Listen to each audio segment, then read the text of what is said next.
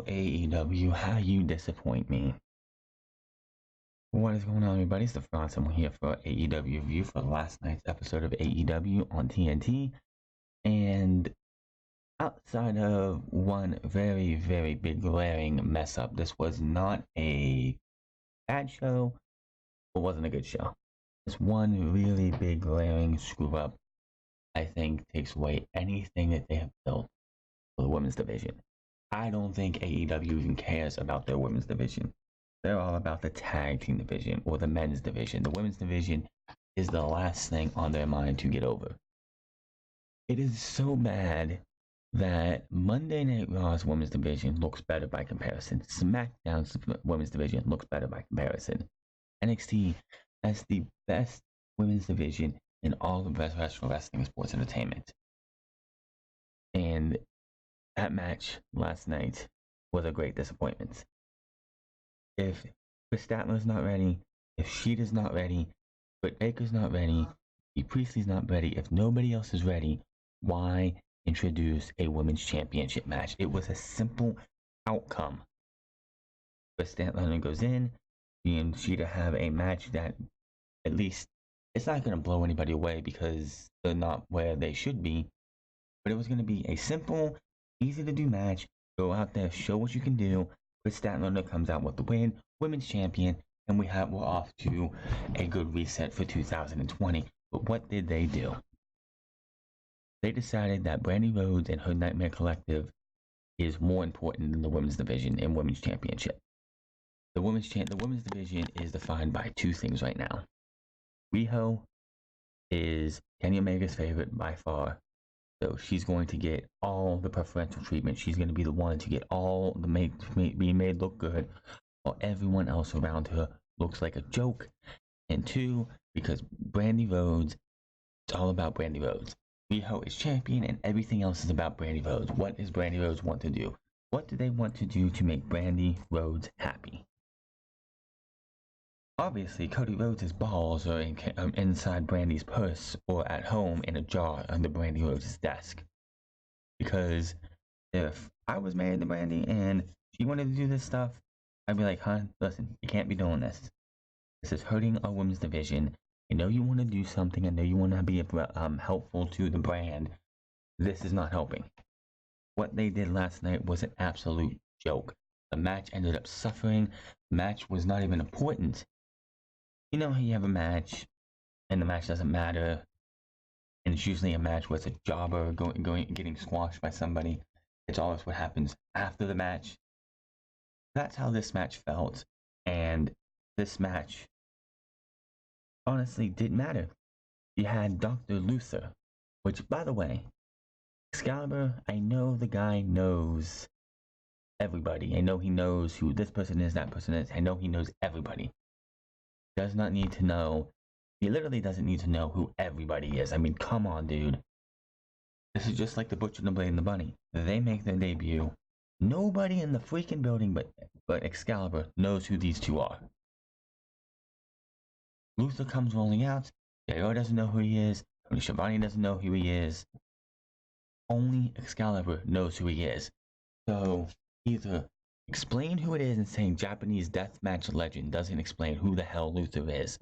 You have to go to their Twitter accounts where they show a couple pictures and they have a description of who Dr. Luther is. This was a fail. This was a missed opportunity to get the women's division on the right track. Britt Baker's not there, which she's not. If Sheeta is not there, which I think she is, and she should be number one in this company. If Chris Statlander isn't who they want to pick, then there should not be a women's champion. Nobody said that you had to have a women's champion coming right out of this.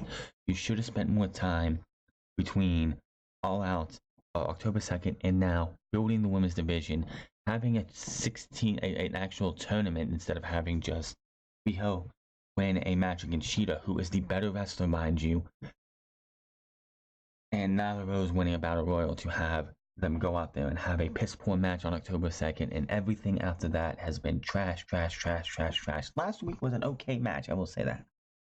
Didn't like the ending. I think the ending sucked. And to go into this match and Now you wonder why Chris Statlander chose to fulfill her commitment at Bar Wrestling than go into this match last week. Because quite honestly, why should Chris Statlander or anybody give a shit about this division when AEW themselves do not?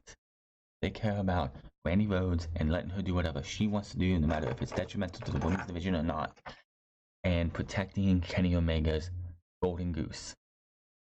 Kenny Omega's favorite. Kenny Omega's favorite mixed tag team partner when there is by far and away better women out there to take on this women's championship champion, being women's champion. Watching Sheeta last week, who carried that match. It was an absolute crime to see what they did last night. That was a joke. I don't want to watch Monday Night Raw on Wednesdays. You want to know something? I would not be surprised if NXT whipped AEW in the ratings. Because quite simply, as soon as Brandi Rhodes opened her mouth, people changed the channel. As soon as Mel, who is Melanie Cruz, I think, they're calling her Mel, whatever, and Awesome Kong walked down that ring, I guarantee you, people were changing the channel because they don't want to see this garbage. More and more people started changing the channel, and most of these people probably didn't stick around. You probably lost a ton, and I mean a ton, of fans last night because you just want to go out there. This is supposed to be change. You're supposed to be changing the wrestling landscape, changing the world. It's funny, they haven't said let's change the world in forever. They were saying it for weeks and weeks leading up to Double or Nothing. Weeks and weeks, I believe, leading up to All Out. They haven't had that moniker at all. That was like a campaign promise. Like, pretty much, Cody, the Bucks should be in politics because they are some big time liars. They are like not these guys. These guys promise so much change. Tag team division, yeah, you did good on talent. The matches have been okay, subpar.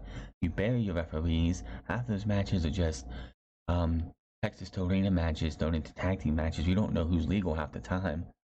We don't know who's the top of the food chain in the tag team division. The women's division is an absolute laughingstock and a joke. Nobody takes the women's division seriously. Obviously, you guys don't in AEW. Someone asked, what is Kenny Omega thinking? Because we all know Kenny Omega has a big hand in the women's division. Simple. You put Kenny Omega in charge of the women's division. What was going to happen? Riho was going to be shown as the most dominant woman in the company, even though she wins all of her matches by either help or the skin of her teeth. Nothing she does is believable. Double stomps to somebody, to like Nyla Rose last week, looked like a freaking snowflake fell on Nyla Rose. He cross-bodied Luther.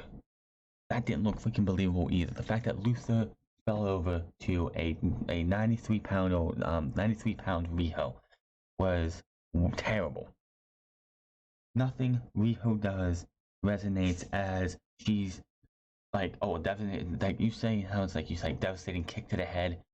Yeah, Riho with her running knees look like shit. Everything she does is awful. You had a chance. Cody, the Bucks, I don't know who's running this division, but you need to get your balls back and tell that person to stop booking this like crap. I am done with this women's division. It is over. I'm making a bold prediction. I put it out on Twitter. If AEW does not turn things around, they will not make it past 2021. I think AEW is on a downward spiral. The Young Bucks, Kenny Omega, Hangman, and Cody, whoever's in charge, is in over their head. It's just becoming quite clear that these guys don't know how to keep a promise. The only thing keeping them afloat is Chris Jericho, MJF, Cody storytelling, Moxley, and some of the tag team wrestling. And slowly but surely, things are just going to continue to take that downward spiral. Less than a year of TV, and these guys are already a joke. I mean, it's just, I have nothing, I have no more words for this women's division. You have nobody else in this division outside of Hikaru Shida. Rhea Priestley isn't used enough. She's over in Stardom too much.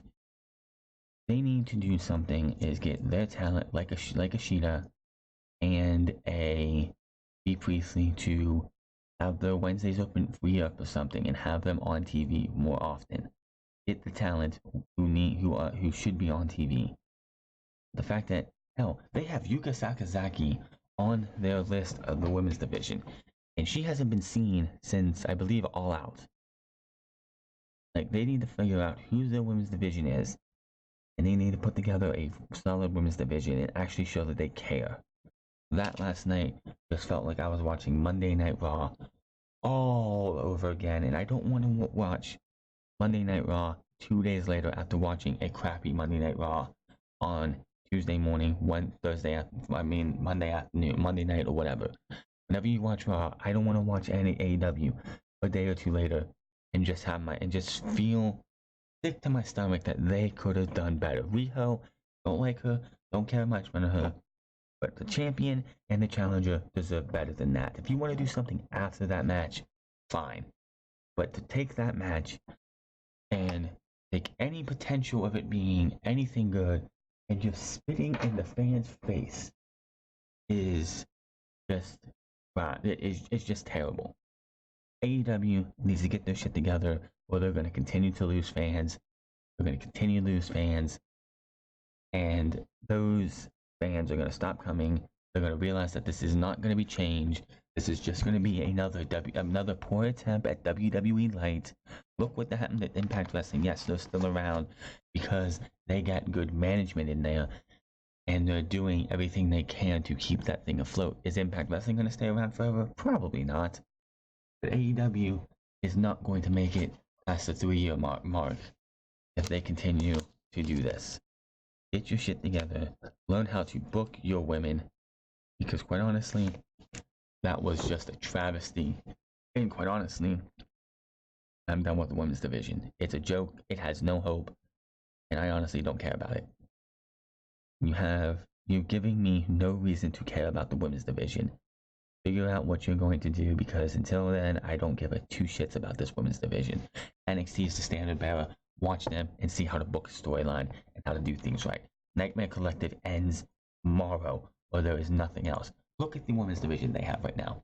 Awesome Kong, who gives a shit? This isn't 2010. This isn't Impact Wrestling. This isn't Gail Kim versus Awesome Kong. This is Awesome Kong, who is, I believe she's on Glow still. Is that thing still happening? Have her stay there, be a coach backstage. No one needs to see her. Bea Priestley, where the hell is she? Where the hell is she? Big Swole, definitely not there. Brandi Rhodes, nobody cares about the Nightmare Collective. She can't cut a promo. The only thing Brandi Rhodes was ever good at is being by Cody's side. Britt Baker, DMD, not there yet, and is not going to be there until she learns how to go out and get some more experience via the independent circuit. I mean, yes, she works for AEW. Yes, she has a dental practice, but she needs more time, and a lot of it. The Bunny, aka Allie, she's fine where she's at with the Butch and the Blade. Emi Sakura, I don't see anything special about her. Chris Statlander has a lot of potential, and giving her the women's championship last night would have made her a big, major star. Leva Bates, highly underrated, highly underused, definitely miscast, somebody that they should be using to make this women's division better, and I don't mean be a jobber. Mel, who the hell is she? Who the hell is Mel? We haven't seen her wrestle. We haven't had any inclination of what she is or who she is outside of she wanted to be in the new Serena Deeb. Nyla Rose has some corners, like rough edges still, but she's always going to have the detractors because of obvious reasons. But she's still green and she's still got a way to go. Penelope Ford, she's only been used on Dark, and we'll see what happens with her. Riho, the women's champion, absolutely one of the worst champions in all of professional wrestling and sports entertainment. She's not believable. I said it before and I'll say it again. Having Riho be your women's champion is like putting the world title on Marco Stunt and having him win matches by the skin of his teeth. It'd be the same exact thing. Not believable, and just bring the championship now. This title is absolutely irrelevant. Sadie Gibbs, where has she been? We've only seen her once in a blue moon. I think she was there on the 18th to come to the aid of Shauna. But other than that, we haven't seen her. Shauna. What has she been doing much of? Not really. She got put through a table. I think she's on Dark next week. Either way. And then Yuki Sakazaki. Where the hell has she been? This women's division is an absolute joke. It will always be a joke until they get somebody in there who knows what the hell they're doing. They need their own Dave Finlay, Whit Finlay. They need their own Sarah Del Rey. They need somebody who knows what the hell they're doing to build this women's division up. Having Kenny Omega, honestly, having Kenny Omega part of the booking of the women's division is a conflict of interest, and honestly, that power needs to be taken away from him. This brought the show. This could have been a pretty good show, but this brought the show down to, man, that's a shame.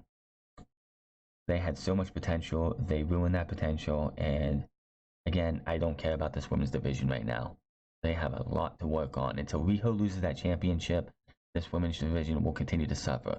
Until Brandi Rhodes and the Nightcare Collective is ended, this entire thing is going to continue to suffer. And we as fans had to sit there and wonder why Cody Rhodes, why the Young Bucks, why Kenny Omega sat there and lied to our faces about change, because this isn't change. It's just as bad as Raw, if not worse. The show started off. They did a tribute to Memphis Wrestling. Before the show, I wonder if that's going to show up on AEW Dark or not. Dave Brown joined Jim Ross, Tony Schiavone, and Excalibur. I don't know who Dave Brown is, but he was here on commentary, did an excellent job, so no complaints there. Hangman Page and Kenny Omega versus Private Party. This is, of course, what happened last week with Hangman Page getting in the face of Private Party as he took a drink from them. It's on his little title card that he's not going to pay them back the $12 drink, whatever. Pretty good match here between these two teams. Omega with a one-wing angel on Mark Quinn for the 1-2-3. The match was good, but afterwards is where it needs to be talked about. We go to the back, and Kenny Omega, of course, Hangman Page definitely looks like he's about to turn. Like any day now, he's going to attack and stab Kenny Omega in the back. We go backstage, and what do we see? We see Pac having the brutalizer knocked on Michael Nakazawa. He hits a bunch of referees trying to get him off. He's yelling. He says if Omega doesn't give him what the rubber match, things like this will continue to happen. Omega and Page are standing in the ring watching this. Page tells him to go ahead, and he runs off. But we see Page just standing there, like, what do I do now? What's my next move? I don't know. And offers Page a beer. He drinks it up. Page then heads to another section and drinks another beer with a group of fans. Page continues to walk through the crowd and talking with different people, giving fist bumps to a number of them. Fans showing the sign like Hangover Page and Hangman Page drink my beer. That's of course happened during a picture-in-picture. Then we had the worst women's championship match in AEW history, the worst women's match of 2020, and probably the worst women's match for the next, I don't know, when does Bayley put her title on the line?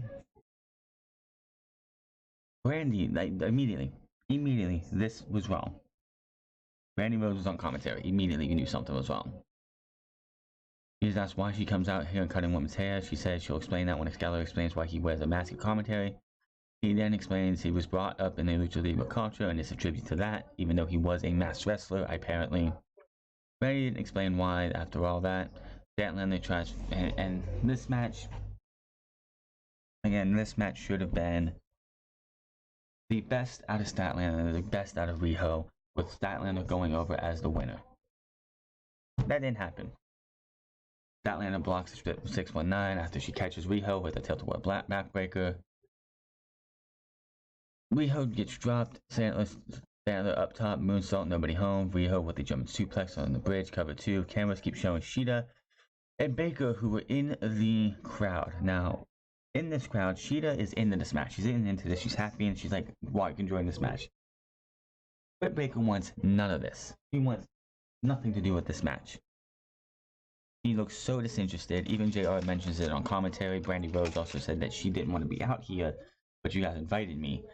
So, tell me again why fans want to watch this match if you're having Brandi Rhodes tell people that she doesn't want to be a part of this match, and Brandi, and they talk how Britt Baker doesn't want to be there.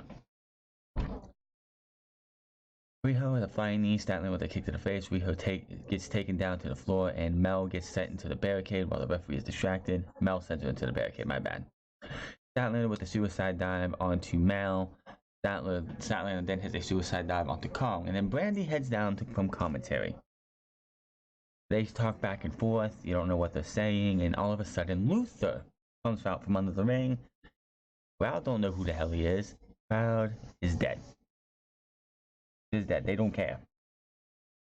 He stops her from rocking Brandi Rhodes. Kong takes her out. Where is the referee? Is he seriously still checking on Riho at this time? This was atrocious. One thing that AEW needs to have established, disqualifications, we need to have a match end in DQ. I don't care what kind of match it is, but a match needs to end in DQ. We need a match to end in countout. Was the referee really this dumb? They are burying the referee 6 feet under. So, Statlander drops to the floor. The group tells Statlander to get the win. She climbs up the top rope and takes out Luther with a crossbody. Back in the ring, scrambles Statlander with a gorilla press. Riho counters out with a crucifix bomb. Cover 2. Statlander with a discus lariat plants the champion to the mat. Covers for a very close 2. I would have been okay with everything. It would have been all erased if this would have been the finish. Statlander goes to power driver near the ropes. Kong trips her up. Riho covers 1, 2, 3. And the women's division has absolutely no hope. This was the end of anybody taking this women's division seriously. This women's division will be a joke until they get somebody to run this division who knows how to run a women's division, which clearly Kenny Omega and Brandi Rhodes don't know how to do. What an awful match. What an awful angle. This match, the problem with the match, of course, is that the angle with the Nightmare Collective took precedent over the match. The fact that a world title match played second fiddle to the debut of Dr. Luther, who nobody probably in the building outside of Excalibur knew who the hell he was, outside of Chris Jericho too. Why? Why did we need to see this? Post-match Kong with a clothesline to Statlander. Riho then gets involved in the call, but Mel gets in the ring and drops the champ. Cheetah jumps the barricade to help out Statlander and Riho. Baker just sits back down. She doesn't want anything to do with this big swole, and for some reason Sunny Kiss also come out to help out. So this is going to lead to at Bash at the Beach, which is next week. Kong and Mel versus Statlander and Cheetah. This was absolutely the worst they could do. I would have taken a by the nose win for Riho over this garbage. This was atrocious. Sammy Guevara versus Christopher Daniels. This seemed rushed. This was another match that seemed to be more important of what happened after the match than during the match. Big Blue Thunder Bomb pinned to by Daniels. Looks for the Angels ring. So Guevara with a knee strike. Running shooting star press cover 2. Daniels hits an STO. From the stage, Pentagon yells, "Hey amigo, show me if you can," to Daniels. Daniels thought about the Arabian press. Eats a knee, kick to the back of the head, 1, 2, 3, and Sammy Guevara is your winner. After the match, he's out of here in the Dark Order. Evil Uno, Grayson, John Silver, Alex Renner, and 2 other masked men and head to the ring. Uno says Daniels is a popular man today and says Daniels' fingerprints are all over wrestling these days. Had I not met Daniels 15 years ago, my life could be a lot different. Uno says the fans don't believe in Daniels anymore. They are the same people who said he's lost a step. Uno says he could help Daniels and made him the man he once was. Tells him to put on. He grabs a mask and offers it to him. Daniels takes the mask and he looks like he's gonna put it on, and then just throws it back at him. Everyone beats the hell out of Daniels. ASCU comes out with the Young Bucks. They beat up everyone. Uno bounces from the ring. The Dark Order get destroyed by the group. Daniels hits the best moonsault ever on John Silvers, I believe, and we go to break. So this is continuing, and something else that I don't care about. There's a lot about AEW right now that just feels like Why should we care? Then we get the best match of the night. By far the best match of the night. Cody Rhodes and Dustin Rhodes versus Lucha Bros. What can I say about this match? This was fun. This was fun. This is what we've been wanting to see from AEW. Stuff like this, tag team matches, singles matches. This is what AEW should be about. Not the crap that we saw with the Dark Order and with the Nightmare Collective, ruining a women's title match that should be the main focus. I can understand why Chris Statlander was probably told what they were going to do for that women's title match. Like, oh, by the way, I have a match I have an event at Bar Wrestling I have to go do. So I can't be there on the 1st. I think she knew what was going to happen and she wanted to delay it a week so she could actually go enjoy herself at Bar Wrestling instead of having to put herself through that garbage. But Cody's looks for the crossroads for the ends of this match here. No, punches Phoenix in the face, tries to throw him out of the ring. Phoenix whips around the ropes. Kick to the face, rolling cutter, Pentagon tags in. They look for a finisher. Cody shows Penta back, and Dustin tags in. Lucha Bros still focused on Cody, though. Multiple kicks on Dustin. Spinning power slam on Pentagon. Catches a flying Phoenix with an atomic drop. He then hits a Canadian Destroyer on Phoenix. Cody cutter on Pentagon Jr., which I hate that name. Can we call it the Nightmare Cutter? Dustin with a twisting suplex, the final reckoning. 1, 2, 3, and Dustin and Cody Rhodes are your winners. Hell of a match here. Can't do it any justice. Post-match, Tony Schiavone is in the ring. He asks if Cody is going to accept MJF's crazy terms before the match takes place at Revolution. Anderson jumps in and doesn't understand who made MJF God. Who said he can make up these stipulations? He doesn't get why MJF has so much struggle around here. It says Cody may wants the match, but we're going to talk about it and we'll get back to everyone on that answer. So I didn't think we'd get the response or the clarification of this happening this week. I just did. We have so long to go. So far to go before we get to Revolution. That's going to be on February 29th. It's only January 10th, and it was only January 8th. There's no reason that this needs to be answered now. We could wait another week, maybe 2, maybe 3. We can wait till February for all I care. Not something we need to worry about right now. MJF heads out to the ring with Wardlow. MJF calls Cody a coward and does a countdown from 10 to get Cody out here and face him. Calls Cody a bitch, outrolls DDP. DDP runs down some of his accolades and then says he never would have thought he'd be back on TNT. MJF isn't paying attention at all, looking at his phone while Paige talks. Paige says he wants to address something for a few weeks back. He says fans blew up on his Twitter asking if he'd be back in one more match. MJF finally had enough and said Paige couldn't even lace his boots. Even in his primes, he talks about some more trash and Paige steps to him, but MJF says he's not saying he wants to fight, but maybe someone else might. Out rolls the Butcher, the Blade, and the Bunny. MJF reminds Paige that WCW is dead and that also the average age of his fans. MJF tells Paige he could either 1, kiss his ring or leave, or 2, sends Paige straight to the hospice and go right after one of his daughters, and bang. Paige goes out to MJF, but then hits a cutter on both the Butcher and the Blade. MJF goes for a strike. Paige nearly gives him a cutter. MJF shoves him in the Wardlow. MJF with a low blow kick. QT Marshall, Dustin Rhodes, and several referees run down to help DDP. So next week at Bash at the Beach, the Butcher, the Blade, the Bunny. The Butcher and the Blade. MJF versus versus QT Marshall, DDP, and Dustin Rhodes. I don't know what I feel about this. I mean, yeah, people are like, oh, why are you complaining about DDP working a match when Jericho's a 50-year-old champion? It's just DDP doesn't. It's the fact that DDP. Last time I saw DDP in an actual wrestling match, I believe it was the Royal Rumble a couple years ago, and the dude, he didn't do much.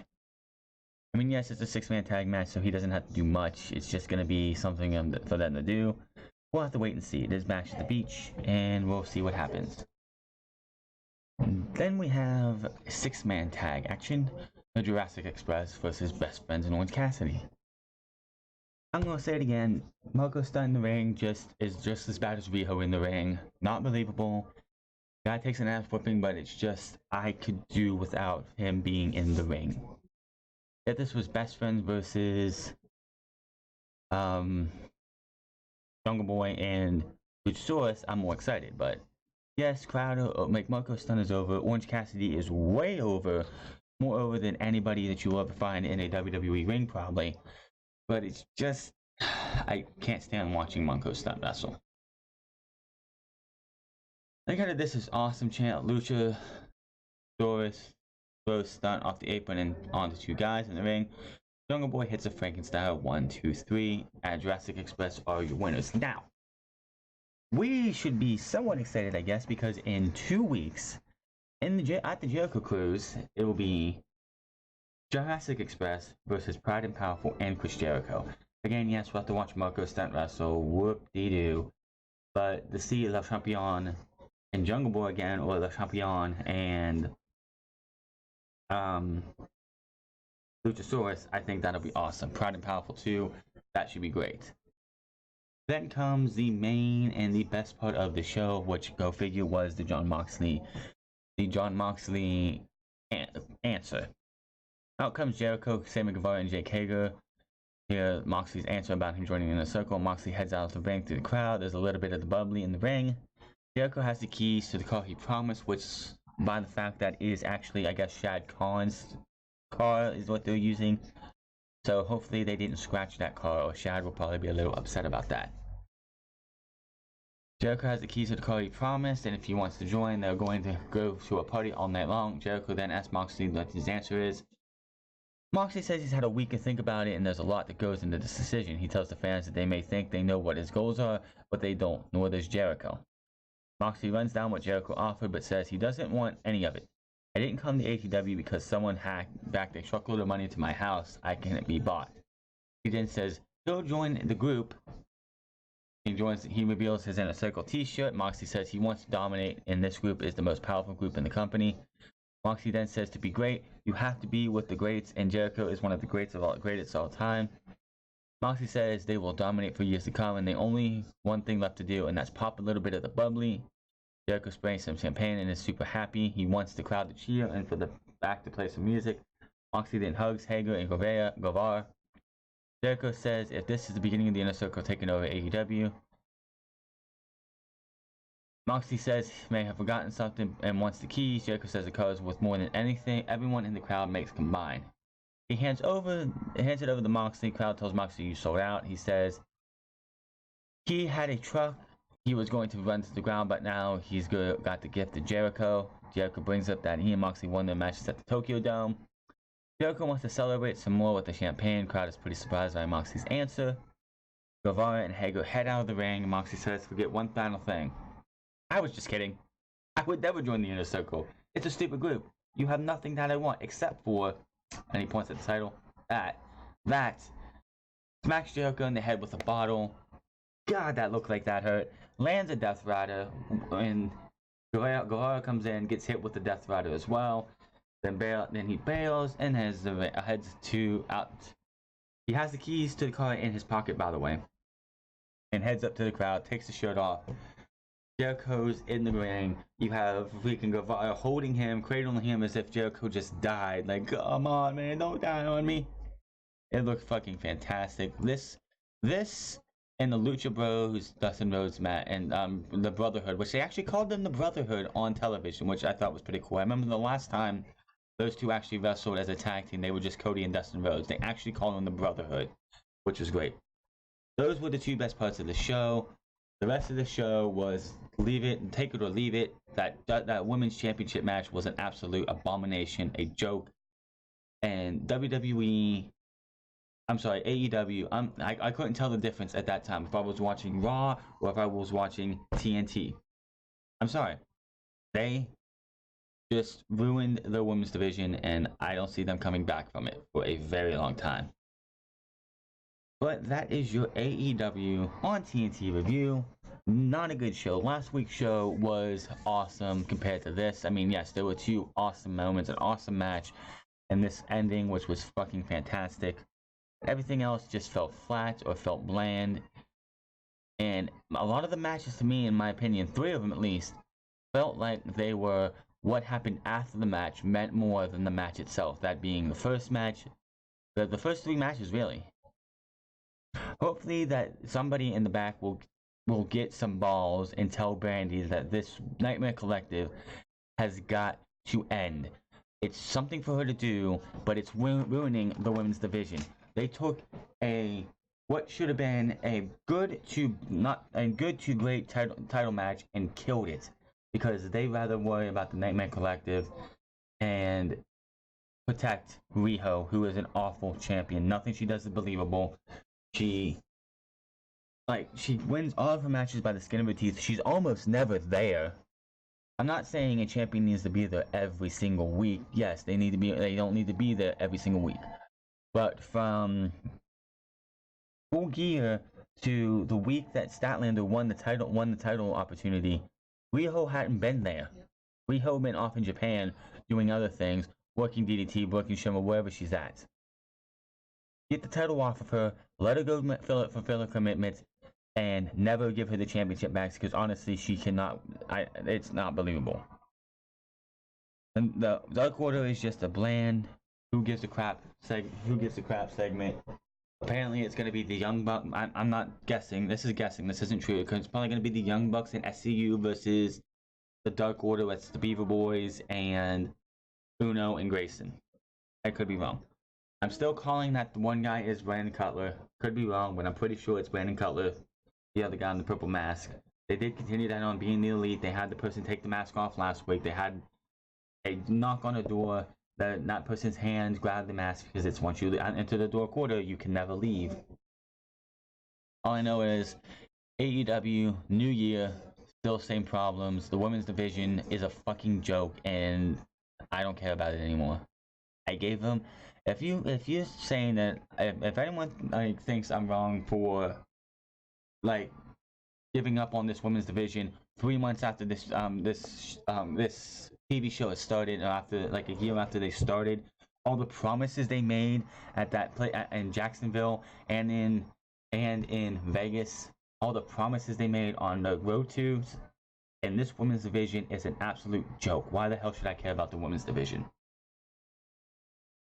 I'll of course review the matches because they're matches, but my time to invest in this women's division as a whole is done. I'm over it. I'll care about NXT's women's division because they at least know how to build a women's division. Hey Cody, you got a phone?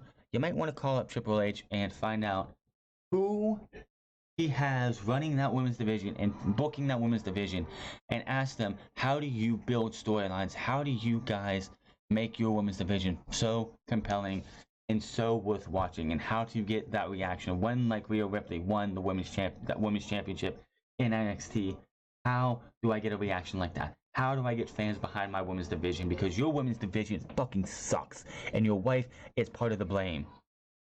And until you get some balls to actually tell her so, this women's division will never get better. There is no hope for this women's division. If you come to AEW because you want to see good women's wrestling, you are wasting your fucking time. Cody needs to get some balls and tell his woman that her time as an on-air personality is coming to an end. So much potential wasted, and that is that. Bash of the Beast next week, we have Pac versus Darby Allin. We have that 6-man match, and we have, I believe there was one more match announced. If there is, I can't think of it on the top of my head, but Bash of the Beach should be interesting to see what we get next week. Hit that subscribe button, comment down below, like or dislike this video, find me on Twitter at The France Club, find me on twitch.tv/The France Club, and I'll see you guys tomorrow for NXT and Saturday for us SmackDown, and Sunday for Unscripted episode 102. Until then, my name is The France, and I'll see you guys later. Trust me, 102 we're going to be bitching about we're going to go more over on the women's division as well. Until then, I'm getting out of here, and I'll see you guys later.